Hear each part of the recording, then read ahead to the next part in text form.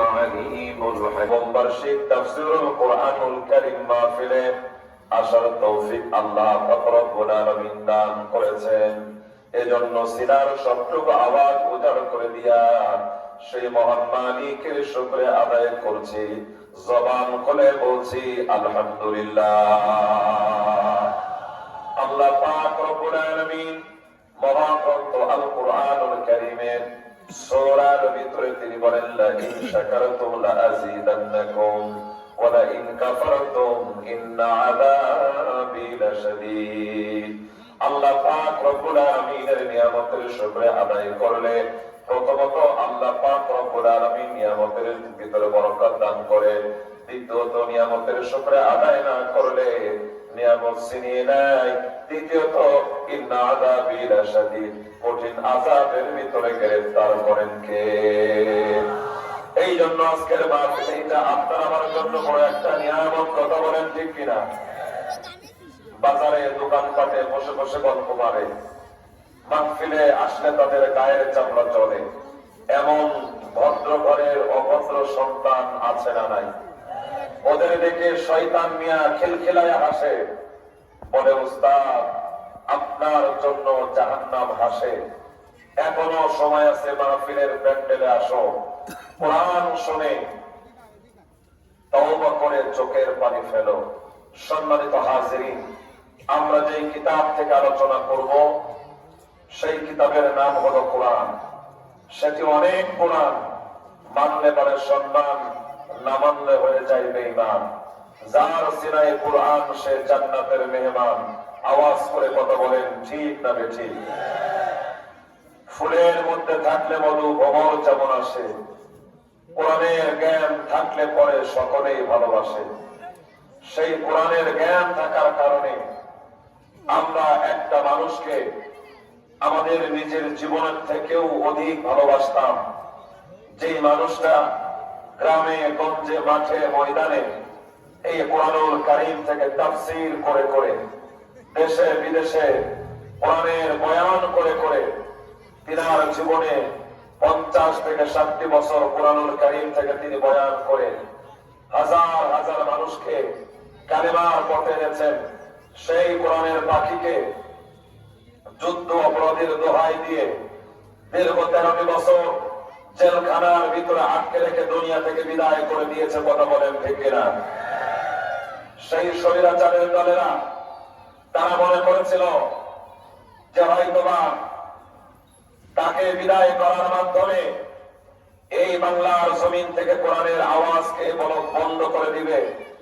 কিন্তু না, এক আল্লামা দেওয়ার হোসেন সাইদের বিদায়ের মাধ্যমে এইটাই প্রমাণ হয়ে যায়। এবং এইটাই আমরা মনে করি এই বাংলার জমিনে আল্লাহ তাআলা তার রক্তের বিনিময়, তার রক্তের উসিলায় বাংলার জমিনে কোরআনের রাজ কায়েম করে দিতে। কথা বলেন ঠিক কিনা? সম্মানিত হাজিরিন, যেই মানুষটা তার জীবনের একটা নয় দুইটা নয় প্রায় 55 থেকে 60 বছর কোরআন থেকে কথা বলেছেন। এখানে তাফসীরুল কোরআনুল কারীমের মাহফিল লেখা হয়েছে, তাফসীরুল কোরআনুল কারীম মাহফিল। এই শব্দটা আসলেই আপনার মনে আমার মনে সর্বপ্রথম যেই নামটা চলে আসে সেই নামটা হলো কোরআনের পাখি আল্লামা দেলোয়ার হোসেন সাইদী। কত বড় জুলুম, কত বড় নির্যাতন! আমার জন্মভূমি খুলনা জেলার সিদ্দিকিয়া মাদ্রাসায় তার শেষ দাফনটা হওয়ার কথা ছিল, কিন্তু স্বৈরাচাররা সেইটা করতে দেয় নাই। আজকে এই বড়গ্রাম কেন্দ্র জামে মসজিদ এই তাফসীর মাহফিল থেকে আমরা এই আওয়াজ, আমরা এই বাণী ওই স্বৈরাচারদের জানিয়ে দিতে চাই, তোমরা মনে করেছ তোমরা বাংলাদেশ থেকে পালিয়ে গিয়ে বেঁচে থাকতে পারবে না। এই বাংলাদেশ থেকে পৃথিবীতে যেখানে গিয়ে তোমরা পালাও না কেন, ছাগল কুকুরের মতন করে ধরে এনে বাংলার জমিনে তোমাদের বিচার করা হবে। কথা বলে দেখে না, যেরকম ভাবে তোমরা আমাদেরকে আমাদের দিনের কর্মীদেরকে ফাঁসিতে ঝুলিয়েছ, তোমাদেরকে ট্রাইব্যুনালের মাধ্যমে না বাংলার জমিনের কাছে কাছে ঝুলিয়ে তোমাদের বিচার করা হবে, চামড়া খুলে দেওয়া হবে। সম্মানিত হাজিরিন, মহাগ্রন্থ আল কুরআনুল কারীমের সূরা আল ইমরান, জোরে বলেন সূরাটার নাম কি? মন গড়া কোন কথা, ইচ্ছা স্বাধীন কোন কথা আপনাদের সামনে বলার চেষ্টা করব না ইনশাআল্লাহ। যেই কথাটা বলবো কোরআনের রেফারেন্স দিয়ে কথা বলার চেষ্টা করব। আর এটাও শিখেছি কোরআনের বাকি থেকে, কারণ আমি চিন্তা করে দেখলাম তিনি এত জন মিক্সার নাই, মিক্সার আছে, মোকাম দিয়ে সাউন্ডটা ভাষায় দেন, বাড়ি কাছে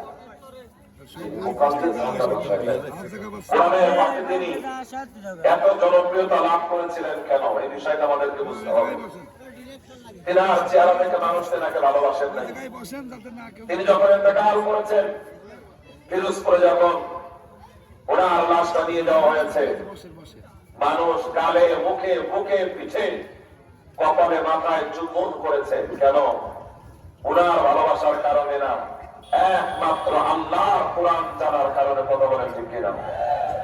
সুতরাং আমরা কথা বলবো এই কোরআন থেকে।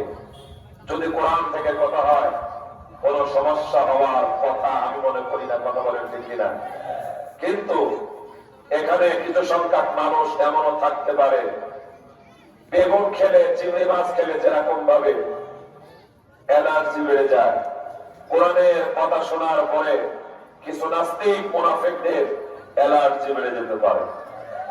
এই জন্য আমি আপনাকে বলবো, আগামীকালকেই ডাক্তারের কাছে গিয়ে আপনার রক্তটা, ব্লাডটা টেস্ট করে আনবেন, যাতে করে পরীক্ষা নিরীক্ষা করার পরে যদি আবু জাহেলের রক্ত ধরা পড়ে, অন্তত ওইটাকে বাদ দিয়ে পিওর আমার দ্বীনের কর্মীদের রক্ত ঢোকান, যাতে করে কাল কিয়ামতের ময়দানে ওই ওসিলাই জান্নাতে যেতে পারে। মুসলমান ভাইরা আমার, আল্লাহ পাক রব্বুল আলামিন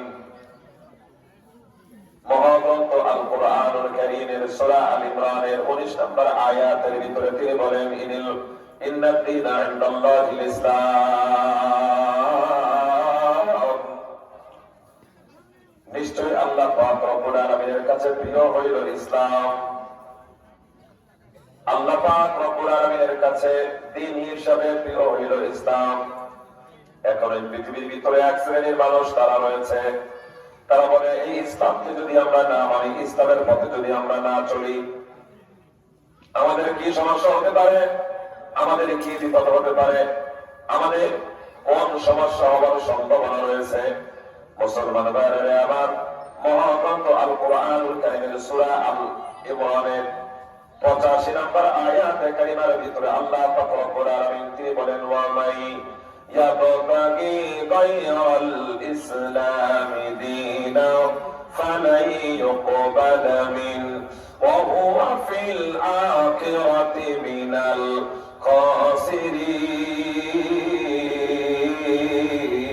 খাসিরিন।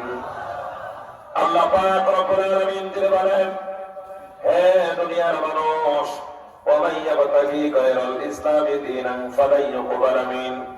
এই পৃথিবীর ভিতরে আমি যেই দিনকে, আমি যেই ধর্মকে ইসলাম হিসাবে প্রেরণ করলাম, তোমরা যদি এই ধর্মকে বাদ দিয়ে যদি তোমাদের কোন মন গড়া ধর্মকে গ্রহণ করো, যদি তোমাদের মন গড়া এই পৃথিবীর ভিতরে কোন ধর্ম নতুন করে তৈরি করে যদি তার উপরে আমল করো, ওয়া ফিল আখিরাতি মিনাল খাসিরিন, আল্লাহ পাক রব্বুল আলামিন সেটাকে গ্রহণ করবে না। আর গ্রহণ না করার কারণে ওই সমস্ত মানুষগুলা কাল কিয়ামতের ময়দানে জাহান্নামী হয়ে যাবে। একবার জোরে বলা যাবে কিনা আউযুবিল্লাহ। মুসলমান ভাইরা আমার, আল্লাহ পাক রব্বুল আলামিন ওয়া হুয়া ফিল আখিরাতি মিনাল খাসিরিন, এই আয়াতের শেষ অংশটুকু তাফসীরে জাকারিয়ার ভিতরে আসছে। আল্লাহ পাক রব্বুল আলামিন তিনি বলতে যাচ্ছেন, ইবনে আব্বাস রাদিয়াল্লাহু তাআলা আনহু তিনি বলেন, যারা এই দুনিয়ার পরে ইসলামকে মানবে না, ইসলামের উপরে যারা চলবে না, ইসলামের কথা যারা মানবে না, ওই সমস্ত মানুষদেরকে কাল কিয়ামতের ময়দানে বিনা হিসাবে আল্লাহ পাক রব্বুল আলামিনের ফেরেশতারা জাহান্নামের ভিতরে পাঠিয়ে দিবে।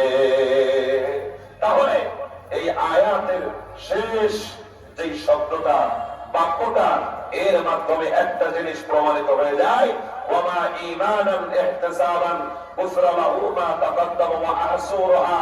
যারা ঈমান আনয়ন করেছে বা করবে ওই সমস্ত মানুষগুলা নিঃসন্দেহে আল্লাহর জান্নাতে প্রবেশ করবে। কথা বলেন ঠিক কিনা? সূরা ইউসুফের 40 নম্বর আয়াত আল্লাহ পাক রব্বুল আলামিন তিনি বলেন, ইনিল হুকমু ইল্লা লিল্লাহ আমরা আল্লা তা'বুদু ইল্লা ইয়াহু যালিকা দ্বীনুল কাইয়্যিম ওয়ালাকিন্না আকতারান নাসি লা ইয়া'লামুন।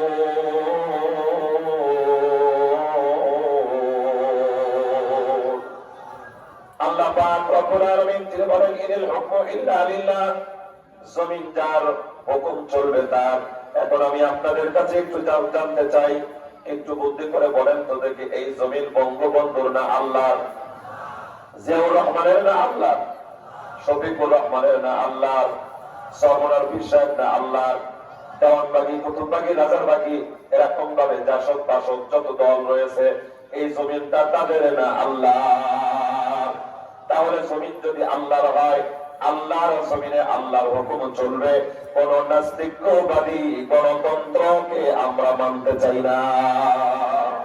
কিন্তু তারা বলেছিল আমরা 41 সাল পর্যন্ত থাকবো।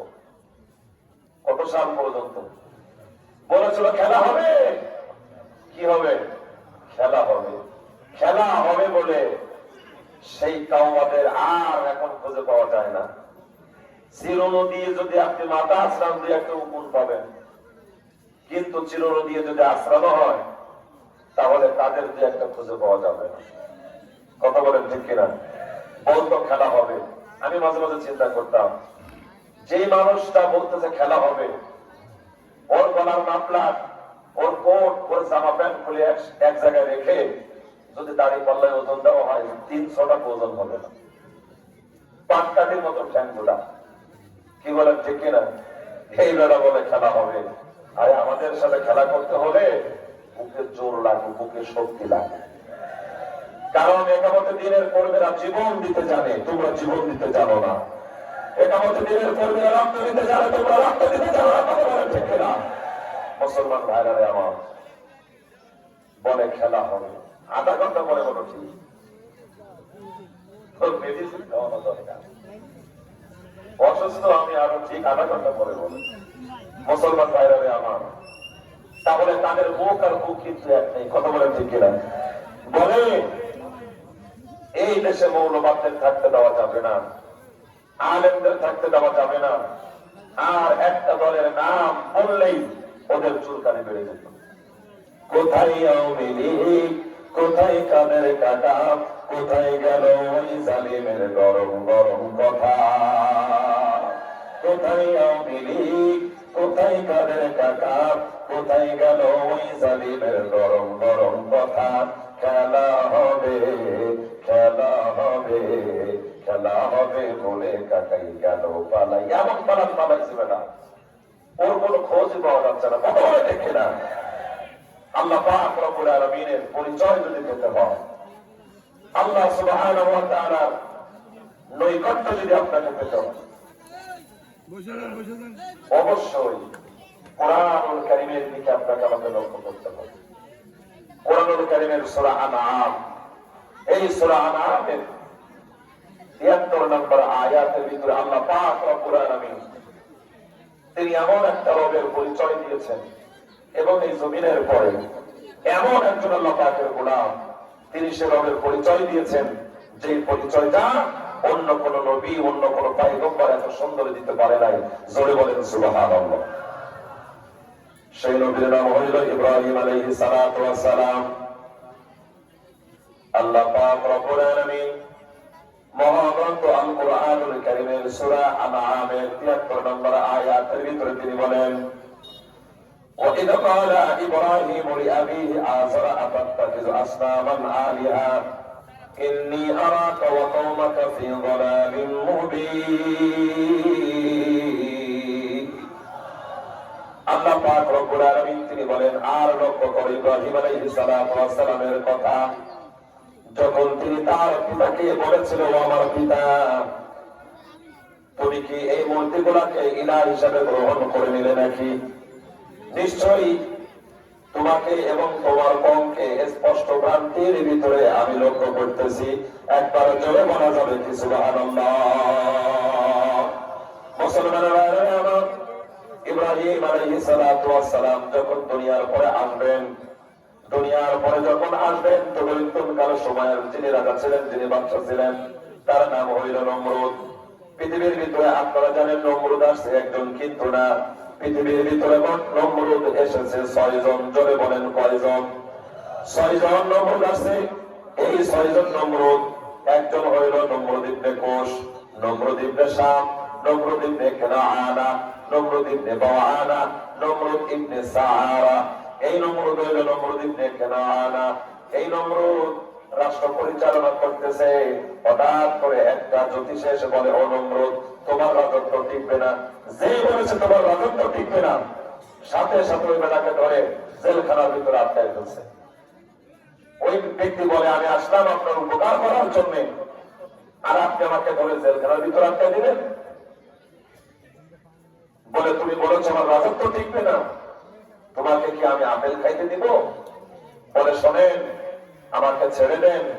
যদি আমাকে ছেড়ে না দেন, আসলে সত্য কথা বলছি, আপনার রাজত্ব টিকবে না। বললো, তোমার পরিচয় কি? বলে, আমি একজন জ্যোতিষী, আমি হাত দেখে দেখে, মানুষের চেহারা দেখে দেখে সব কিছু বলে দিতে পারি। ওই যে ছোটবেলায় গান শুনেছিলেন, জ্যোতিষী রে জ্যোতিষী, হাত দেখিয়া কও দেখি, মনে মনে যারে চাই তারে পাবো কি। গান শুনছে না যুবকরা? ওই সেই জ্যোতিষী আর কি। জ্যোতিষী বলতেছে, আমি আপনার হাত থেকে সব বলে দিতে পারবো, কি হয়েছে কি হয় না, সব কিছু বলে দিতে পারবো। সম্মানিত হাজিরিন, জ্যোতিষীকে বাহির করার পরে একটা গর্ভবতী মহিলাকে আনা হলো। লানা ফিল বাতাক ওয়াস সাআরা, তাফহিমুল কোরআনের ভিতরে আসছে সূরা আনআমের তাফসীরের এই আয়াতে। একটা গর্ভবতী মহিলা আনার পরে বলল, বলো, এই গর্ভবতী মহিলার পেটের ভিতরে ছেলে সন্তান না মেয়ে সন্তান? জ্যোতিষী পেটের উপরে হাত এইরকম ভাবে দিয়ে বলতেছে, এই গর্ভবতী মহিলার পেটের ভিতরে ছেলে সন্তানও না মেয়ে সন্তানও না, একটা হিজলা সন্তান এর পেটের ভিতরে অবস্থান করতেছে। নমরুদ বলল, এই মেয়েটার পেটটাকে সেজার করা হোক। কেটে ফাল করার পরে দেখা গেল আসলে জ্যোতিষীর কথাই কেটে গিয়েছে। ওই যে ঝড়ে আম পড়ে পীরের কিরামতি করে, কি বলেন ঠিক কিনা? জ্যোতিষীর কদর বেড়ে গেছে। জ্যোতিষী এখন দামি হয়ে গেছে।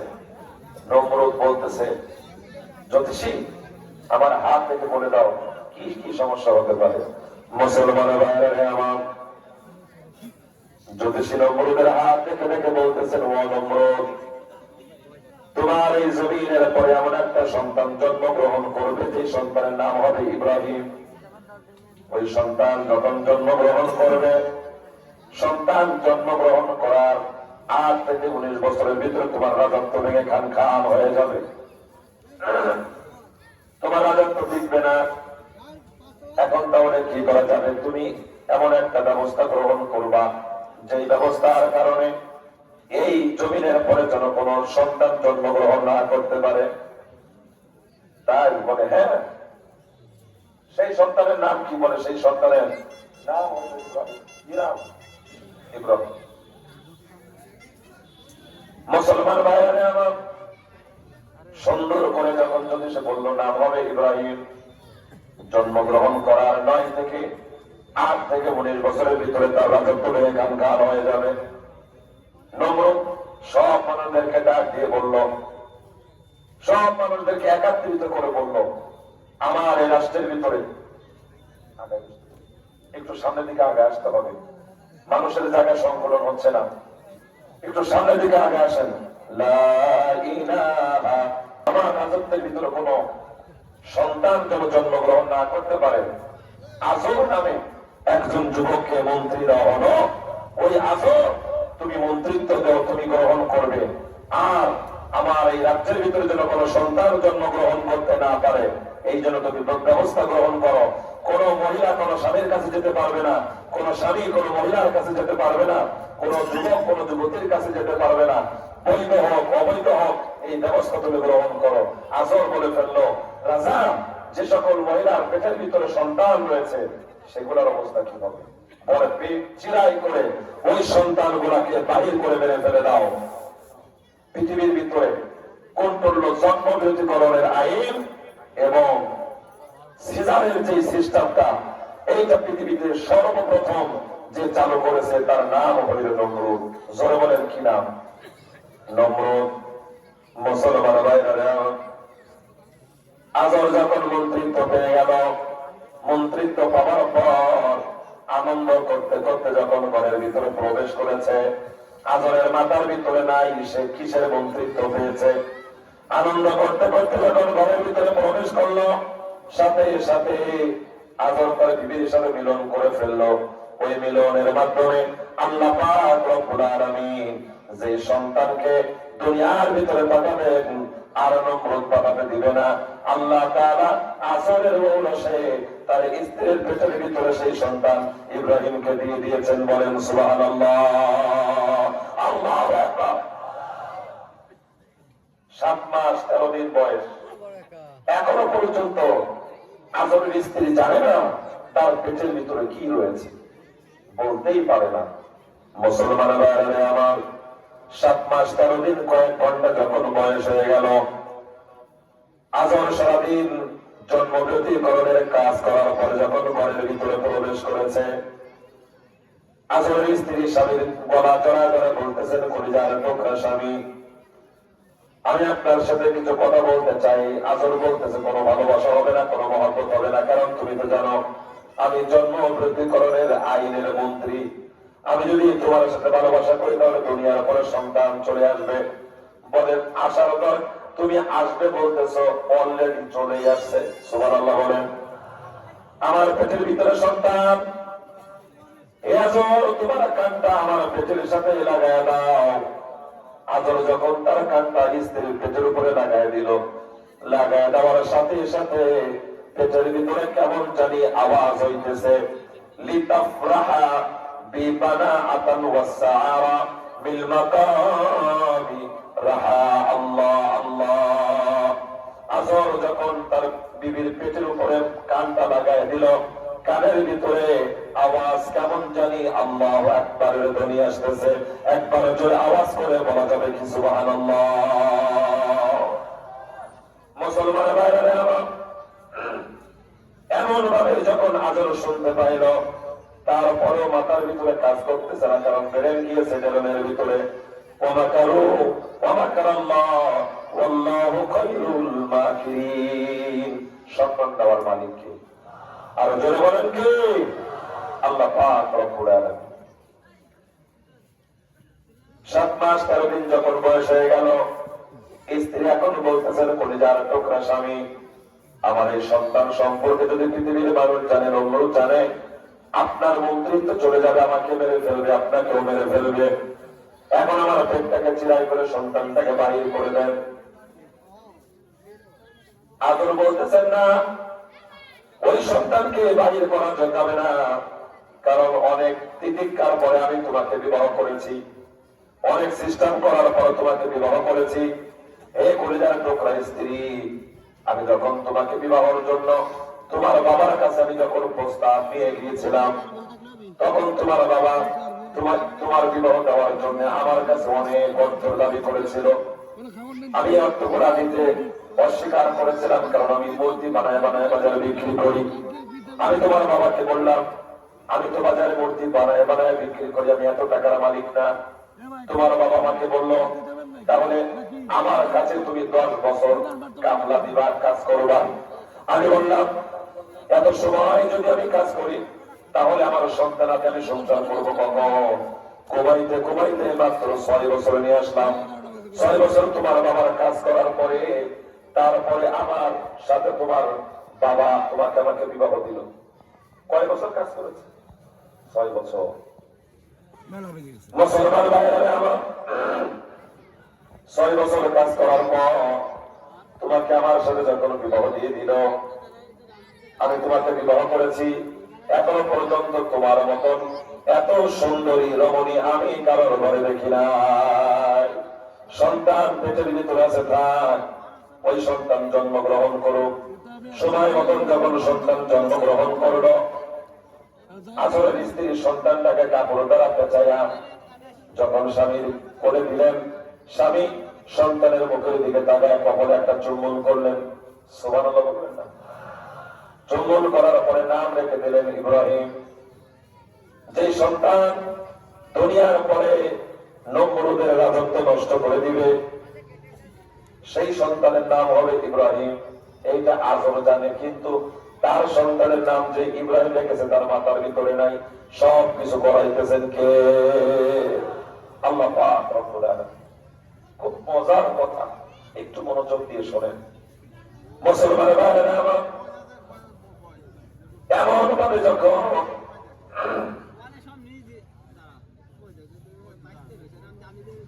আজর তার সন্তানটাকে কোলে নিল, কপালে চুম্বন করলো, চুম্বন করার পর সন্তানের নাম রেখে দিল ইব্রাহিম এবং বিবিকে বলল, বিবি আমার টার্গেট ছিল এই সন্তান জন্মগ্রহণ করার পর এই সন্তানটাকে আমি মেরে ফেলে দিব, কিন্তু এত চমৎকার পূর্ণ চেহারা, তার চেহারার দিকে তাকানোর পর আমার অন্তরের ভিতরে মহব্বত জন্মে গেছে। জোরে বলেন সুবহানাল্লাহ। এত চমৎকার পূর্ণ চেহারা আল্লাহ পাক রব্বুল আলামিন তাকে দান করেছেন, আমার অন্তরের ভিতরে মহব্বত জমে গেছে। সন্তানের বয়স যখন 8 থেকে 19 বছর পর্যন্ত হয়ে গেল, কত বছর? 8 থেকে 19 বছর পর্যন্ত বয়স যখন হয়ে গিয়েছে, ঠিক তেমন একটা সময় আজল তার কাছে কিছু মূর্তি দিল। মূর্তি দিয়ে বলল, বাজারে বিক্রি করে এই মূর্তিগুলা টাকা করে এনে দিবা। প্রবত একটা কথা আছে, চিল যত উপরে যাক না কেন চোখ তার নিচের দিকেই থাকে, ঠিক না ঠিক? সম্মানিত হাজিরিন, বাজারে মূর্তিগুলো বিক্রি কিছু হয়েছে, কিছু মূর্তি বিক্রি হয় নাই। মাথায় করে বাড়ি আনার পথে মূর্তিগুলা টাস টাস করে ভেঙে বড় মূর্তিটাকে রেখে বাবার কাছে জমা দিল। বাবা জিজ্ঞাসা করতেছে, মূর্তিগুলা কি হয়েছে? বলে, বড় মূর্তিটা ছোট মূর্তিগুলাকে সব ভেঙে ফেলেছে। বলে, এটা তো সম্ভব নয়, নিশ্চয়ই দিল তুমি ভেঙেছ, মূর্তির গায়ে তো কোনো শক্তি থাকার কথা না।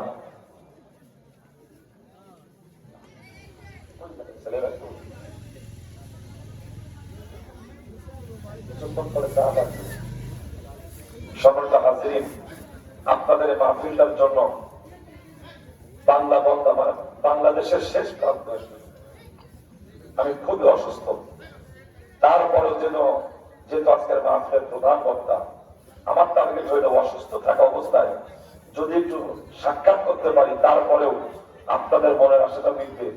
প্রধান বক্তা যদি না আসে, পুরা মাহফিলটা বানচাল হয়ে যায়। এই জন্য অনেক কষ্ট করে আপনাদের মাঝে এসেছি।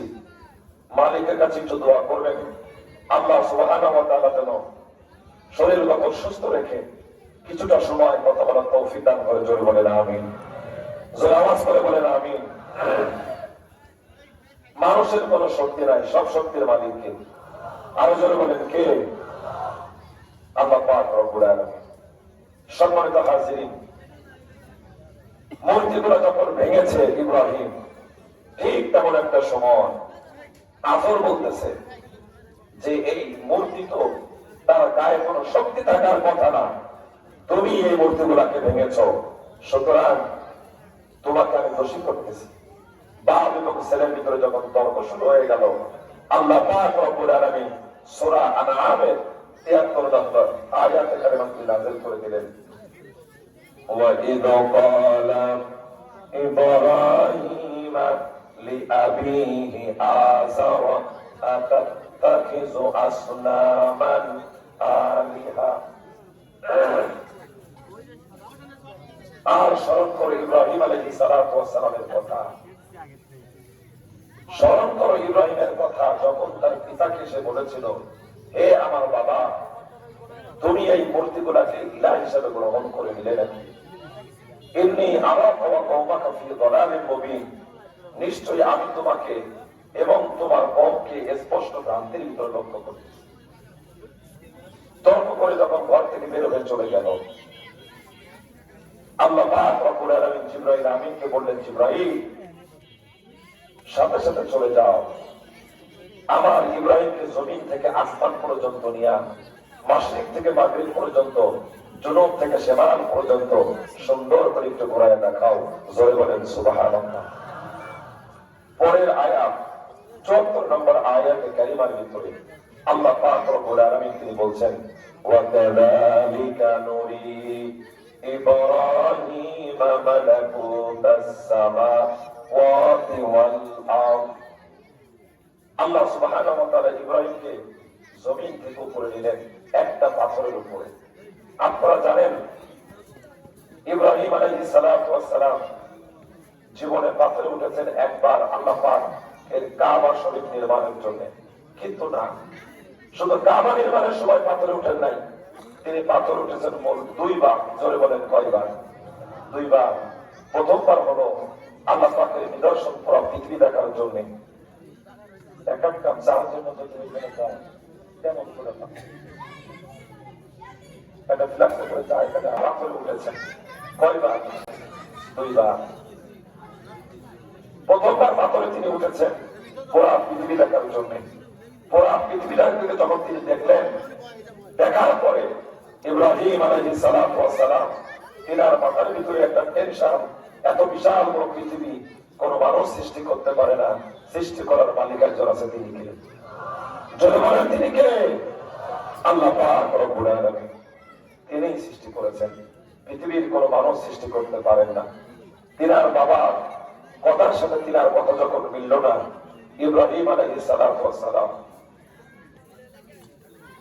আকাশের দিকে তাকিয়ে আছেন। আকাশের দিকে যখন তিনি তাকিয়ে রয়েছেন, আল্লাহ সুবহানাহু ওয়া তাআলা আকাশের ভিতরে তারকারাজি দেখাইলেন। ফালাম্মা জান্না আলাইহিল লাইলু রাআ কাওকাবাশ শামস। আকাশে তারকারাজিগুলো তিনি দেখতেছেন আর মনে মনে চিন্তা করতেছেন, এত চমৎকার পূর্ণ তারকারাজি পৃথিবীর কোন মানুষ সৃষ্টি করতে পারে না। ওই তারকারাজি কিছুক্ষণের ভিতরে যখন আবার বিলুপ্ত হয়ে গেল, তিনার অন্তরের ভিতরে কষ্ট লাগতেছে, যেগুলা বিলুপ্ত হয়ে যায় আমি ইব্রাহিম সেটাকে পছন্দ করি না। চিৎকার মেরে বলেন সুবহানাল্লাহ।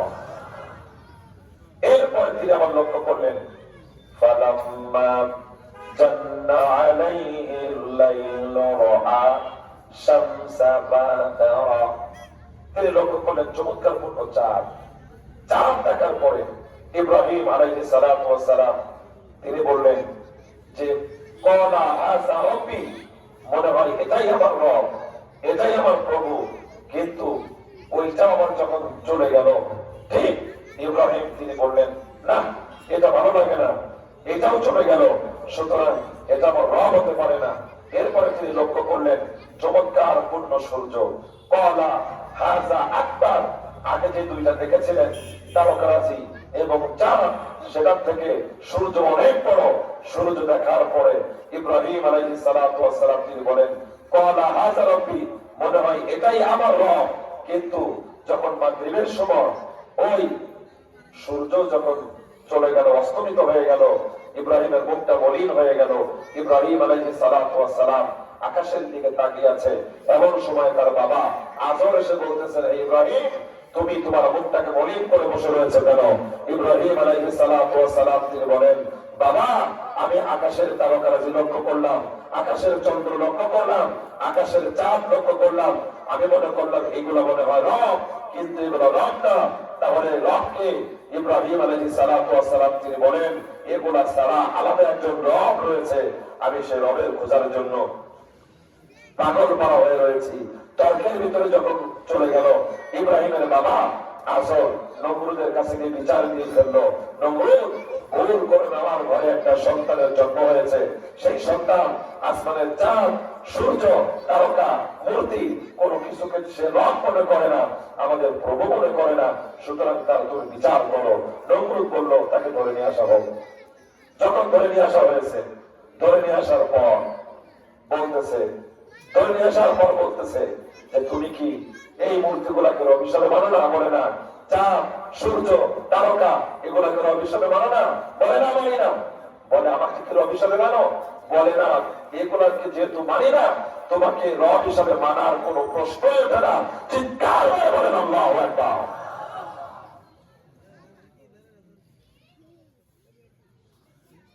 সম্মানিত হাজিরিন, আল্লাহ পাক রব্বুল আলামিন ইব্রাহিমের অন্তরের ভিতরে শক্তি দান করেছেন, এমন শক্তি দান করেছেন, নমরুদের সামনে ইব্রাহিম বলছে, আমি কাউকে অভিশাপে মানি না, তবে কাকে অভিশাপে মানো? ইব্রাহিম আলাইহিস সালাতু ওয়াস সালাম তিনি বললেন, ইন্নী ওয়াজ্জাহতু ওয়াজহিয়া লিল্লাযী ফাতারাস সামাওয়াতি ওয়াল আরদা হানিফান ওয়া মা আনা মিনাল মুশরিকিন। ইব্রাহিম আলাইহিস সালাতু ওয়াস সালাম তিনি বললেন, হে নমরুদ, আসমান জমিনের যিনি মালিক আমি আল্লাহ পাক রব্বুল আলামিন, সেই রব আল্লাহ সুবহানাহু ওয়া তাআলার দিকে আমার মুখটাকে আমি ফিরাই নিলাম, আমার জবানটাকে আমি ফিরাই নিলাম, আমার মন মানসিকতাকে আমি ফিরাই নিলাম। ইব্রাহিম আলাইহিস সালাতু ওয়াস সালাম যখন এইরকম কথা বললেন, নমরুদ বলল, ওকে ধরে আগুনের ভিতরে নিক্ষেপ করো, কারণ যেখানে সত্য কথা সেখানে বিপদ। কথা বলে ঠিক না? ইব্রাহিম আলাইহিস সালাতু ওয়াস সালাম তিনি বললেন, আমি তোমাদেরকে রব হিসাবে মানি না, রব হিসাবে এমন একজন সত্তাকে মানি যে আল্লাহ পাক রব্বুল আলামিন তোমাকে বানিয়েছে, আমাকে বানিয়েছে, সব কিছুকে বানিয়েছে। তোমার আল্লাহ কি করতে পারে? খলাকাল মাউতা ওয়াল হায়াতা লিয়াবলুয়াকুম আইয়ুকুম আহসানু আমালা। আমার আল্লাহ তাআলা বাঁচাতে পারে, মারতে পারে, আমার আল্লাহ সব কিছু করতে পারে। জোরে বলেন সুবহানাল্লাহ। সব কিছু করতে পারে আমার আল্লাহ তাআলা। মুসলমানের ভাইরা রে আমার, নম্বর করলো, আমিও তো সবকিছু করতে পারে, আমিও তো রব। কি করতে পারো তুমি? জেলখানার ভিতর থেকে দুইটা কয়েদিকে আনা হলো, একটা কয়েদিকে ছেড়ে দেওয়া হলো, আর একটা কয়েদিকে মেরে ফেলে দেওয়া হলো। বলে, এই দেখো, আমি তো বাঁচাতে পারি, আমিও তো মারতে পারি। ইব্রাহিম আলাইহিস সালাতু ওয়াস সালাম তিনি বললেন, আমার আল্লাহ এই মৃত্যুটাকে জীবিত করতে পারে। যখন তিনি বললেন আমার আল্লাহ মৃত্যুটাকে জীবিত করতে পারেন, নমরুদ তখন থেকে গেছে। ঢুকে যাওয়ার পরে জেলখানার ভিতরে আটকানো হলো। জেলখানার ভিতরে আটকে রাখার পরে কিছুদিন পর তাকে আগুনের ভিতরে নিক্ষেপ করেছে। আগুনের ভিতরে নিক্ষেপ যখন করেছে, আগুনও তার একটা অঙ্গ প্রত্যঙ্গ দূরের কথা, একটা পশম পর্যন্ত জ্বালায় না। যদি আওয়াজ করে বলেন সুবহানাল্লাহ। নমরুদের 5 বছরের কন্যা ছিল। কয় বছরের কন্যা? 5 বছরের কন্যা। নাম হচ্ছে 4টা, সারা, মজরুর, সীমা এবং জামিলা। তাফসিরে কাবীরের 77 নম্বর খণ্ডের ভিতরে আপনি এই নামগুলো পাবেন। মুসলমান ভাইরা আমার, আল্লাহ পাক রব্বুল আলামিন ইব্রাহিম আলাইহিস সালাতু ওয়াস সালামকে পরীক্ষা নিলেন জীবনের 60টা। কয়টা? আপনারা কয়টা পরীক্ষা দিয়েছেন জীবনে? কয়টা পরীক্ষা দিয়েছেন? আহারে, প্রত্যেকটা পরীক্ষার সময় ধৈর্য ধারণ করতে হবে। কি বলেন, ঠিক কিনা? ধৈর্য ধারণ করা মুমিনের পরিচয়, ধৈর্য ধারণ করা ঈমানের পরিচয়। মুসলমানের ভাইরা আমার, যখন আগুনের ভিতরে ফেলে দেওয়া হলো, কোন একটা অঙ্গ প্রত্যঙ্গ করে না। নমরুদের 5 বছরের কন্যা জামিলা দূর থেকে দাঁড়ায় দাঁড়ায় দেখতেছে, আর একটা পশম পর্যন্ত পড়ে না। ঠিক এমন একটা সময় বাবাকে ডেকে ডেকে বলতেছেন, বাবা তুমি লক্ষ্য করে দেখো, তুমি যার জন্য আগুনের ব্যবস্থা করেছো তার একটা অঙ্গ প্রত্যঙ্গ পড়তেছে না। কিন্তু নাম হইল নমরুদ, ওর কোনো গুণই নাই। কি করবে? কোন গুণই নাই, নাম হলো নমরুদ। যখন আগুন থেকে বের করা হলো, আগুন থেকে বের করার পরে বলতেছে, ইব্রাহিম তোমার কোনো ক্ষতি হলো না কেন? ইব্রাহিম বলে, কুলনা ইয়া নারু কুনি বারদাও ওয়া সালামান আলা ইব্রাহিম। আল্লাহ তাআলা আগুনকে হুকুম করেছে আমার কোনো ক্ষতি না করার জন্য। জোরে বলেন সুবহানাল্লাহ। আমার যেন কোনো ক্ষতি না হয়ে যায়, এই জন্য আল্লাহ পাক রব্বুল আলামিন তিনি হুকুম করে দিয়েছেন। 5 বছরের কন্যা বাচ্চা মেয়েটা জিজ্ঞাসা করলো, ইব্রাহিম তোমার হাতের ভিতরে এগুলা কি? বলে, আমার হাতের ভিতরে এগুলা হইল